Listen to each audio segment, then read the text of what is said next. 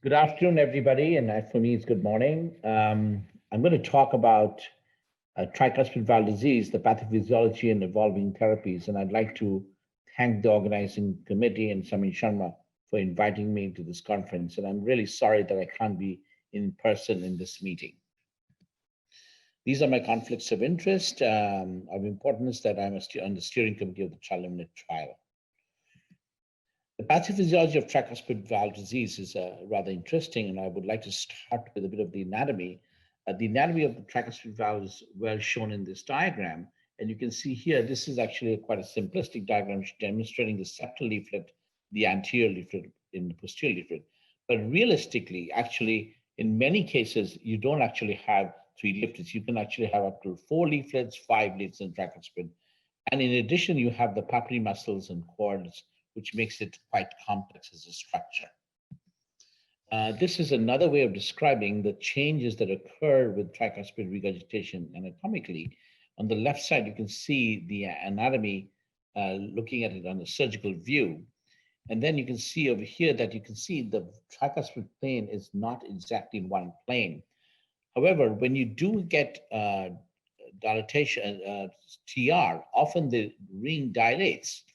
And when it does so, the septal remains fixed. And so it dilates along the anterolateral direction, causing a separation between the septal and anterior leaflet and a separation of the posterior leaflets.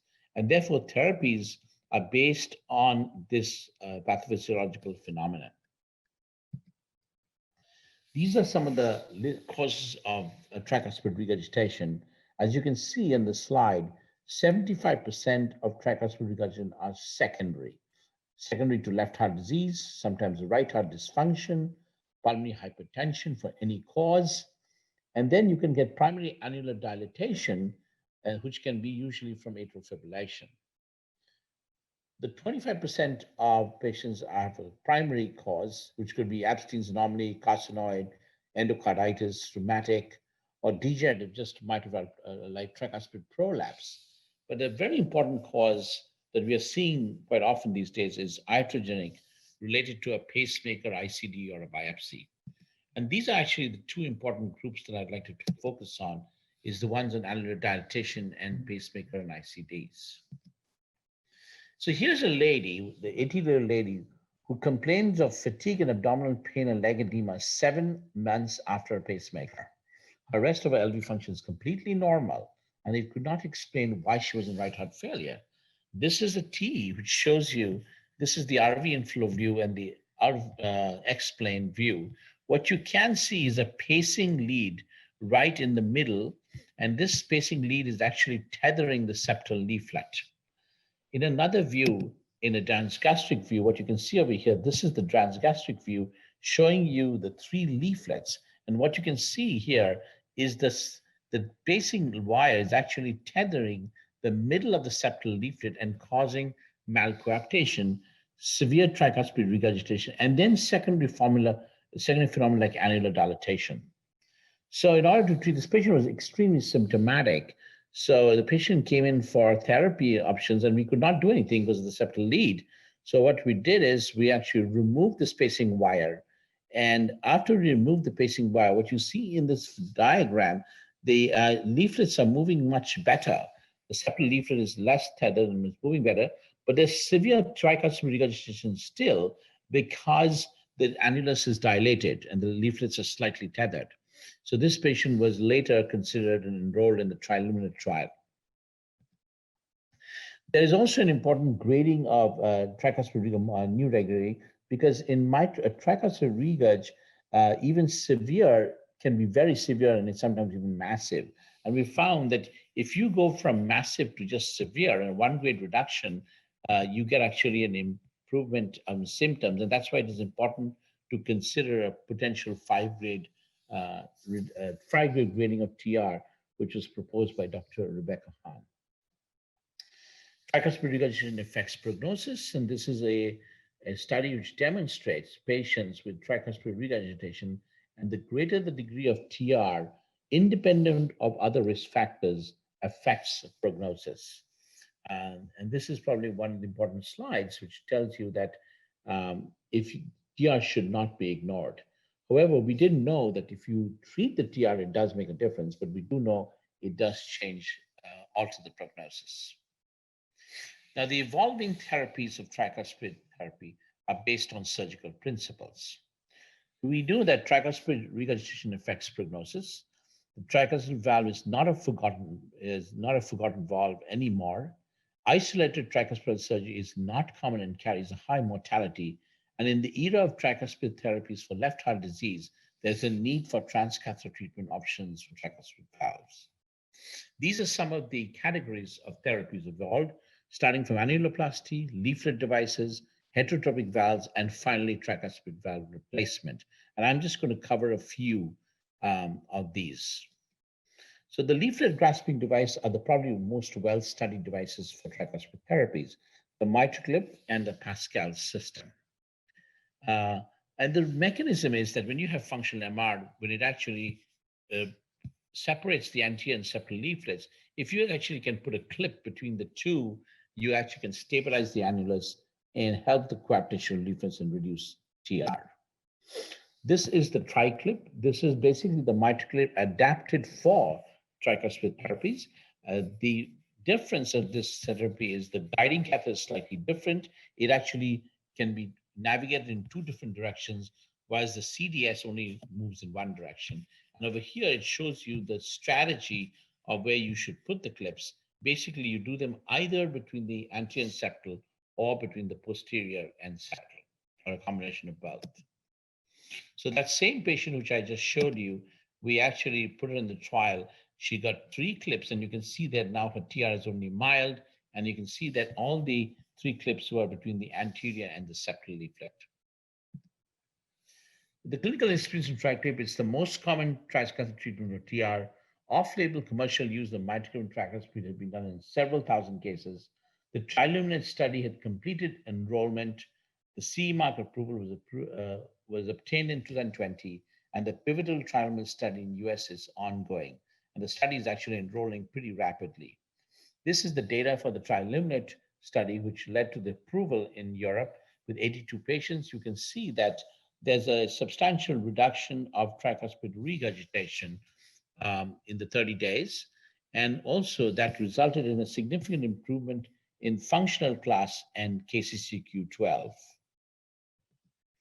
The Triluminate pivotal study, you can see is ongoing right now. It has 2 parts. It has a randomized arm and a single arm. The randomized arm randomizes TriClip to medical therapy in a 2-to-1 fashion. And the single arm is 100 patients, which are patients who are actually cases which we consider that they are anatomically suitable, but the TR is so high that you would not get a reduction enough to be moderate or less. The Edwards-Pascal system is another leaflet therapy system. And you can see over here, this also got CE mark approval based on the compassionate use of this device, where they showed a significant reduction of TR at 30 days, and the device seemed to be very safe.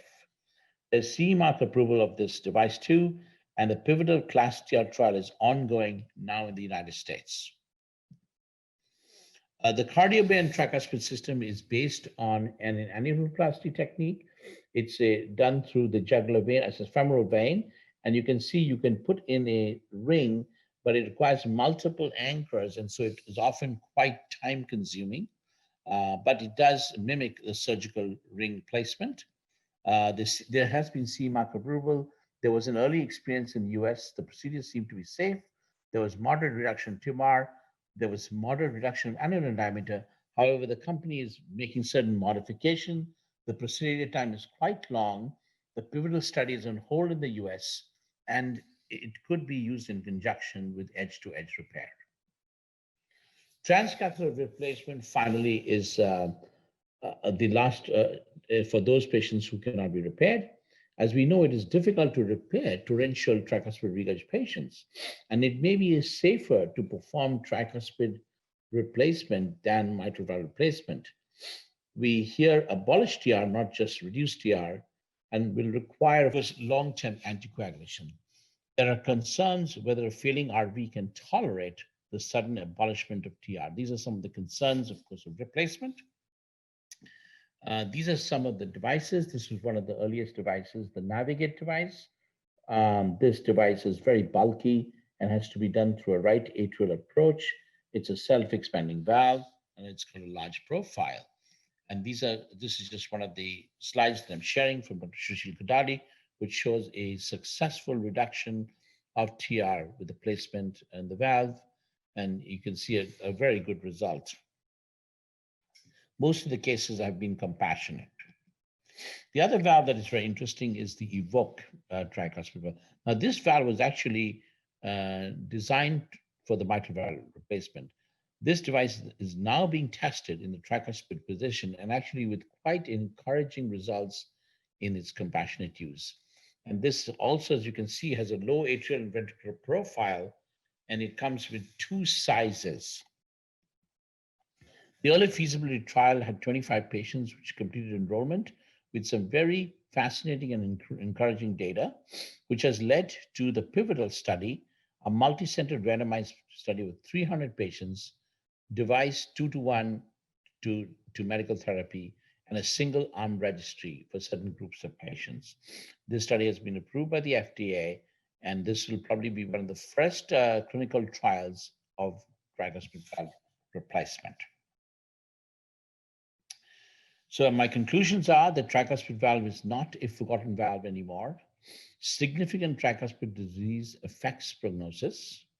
In the era of transcatheter therapies, there are several transcatheter treatment options. Leaflet repair using a triclip or off-label use of the MitraClip is probably the most well-studied procedure. Encouraging data on the use of tricuspid valve replacement has led to the starting of the pivotal trial, and the treatment of TR is a toolbox, and there's going to be a role for both repair and replacement. Finally, I'd like to mention that pacing-induced tricuspid regurg is a phenomenon that cannot be ignored. And I have seen several cases where the pacemaker wire has actually impinged the leaflets and caused severe TR. And removing the pacing wire and then trying a therapy option is actually very helpful for the patients. And so I don't think we should ignore it. And that's why I encourage most people when they need a pacemaker, I actually try to recommend a leadless pacemaker in these patients because I've seen quite a few cases where the pacemaker lead has done more harm than good. Thank you very much.